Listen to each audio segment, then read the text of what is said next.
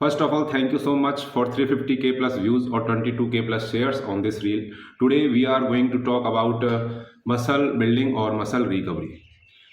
देखिए, जब बात आती है मसल बिल्डिंग की तो आप सभी को पता है कि हमें सबसे पहले मसल बनाने के लिए मसल को तोड़ना पड़ता है। आप जिम जाते हैं, वर्कआउट करते हैं, वर्कआउट करके अपनी मसल को तोड़ते हैं, ठीक है, ये तो हर कोई कर लेता है। इसके बाद में इससे कहीं ज़्यादा मसल रिकवरी बहुत ज़्यादा इंपॉर्टेंट होती है अगर आपको अपनी बॉडी को ग्रो करना है। अगर आप सिर्फ अपनी मसल को तोड़े जाएंगे और रिकवरी का कोई ध्यान नहीं देंगे तो आप कितना भी वर्कआउट कर लीजिए, आपकी मसल बिल्डिंग नहीं हो पाएगी, आपकी बॉडी ग्रोथ कभी नहीं करेगी। देखिए, जब भी आपको लगता है कि मैं थका हुआ महसूस कर रहा हूँ और मैं जिम जाने लायक नहीं हूँ, उसके बाद में कई लोगों में जोश रहता है कि मैं जिम जाऊँगा क्योंकि मुझे बॉडी बनानी है, जैसा भी है मैं बुखार में भी जिम जाऊँगा या फिर मेरी पूरी बॉडी पेन कर रही है तो भी मैं जिम जाऊँगा। ऐसे में आपको कभी भी खुद से जिद नहीं करनी है क्योंकि ऐसे में आप मसल लॉस करेंगे, मसल बिल्ड नहीं कर पाएंगे। फॉर एग्जाम्पल मैं आपको बताता हूँ, मान लीजिए कि एक मेरे सर का बाल है, मैंने इसकी ग्रोथ के लिए इसको यहाँ से कटवा दिया।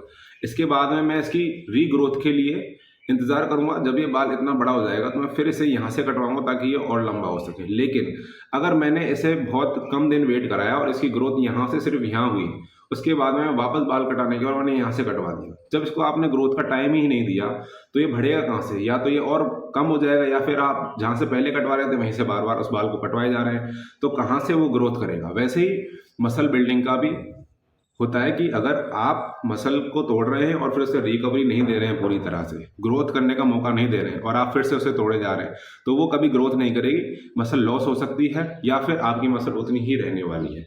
तो आप मसल को तोड़ने से ज़्यादा रिकवरी पर ध्यान देना शुरू करिए और फिर आप देखिएगा रिजल्ट बहुत ज़्यादा दिन रात का अंतर आपको देखने को मिलेगा। फिटनेस से जुड़ी नॉलेज और नई स्टडीज़ के बारे में जानने के लिए आप हमारे पेज को फॉलो करें। Thank you so much.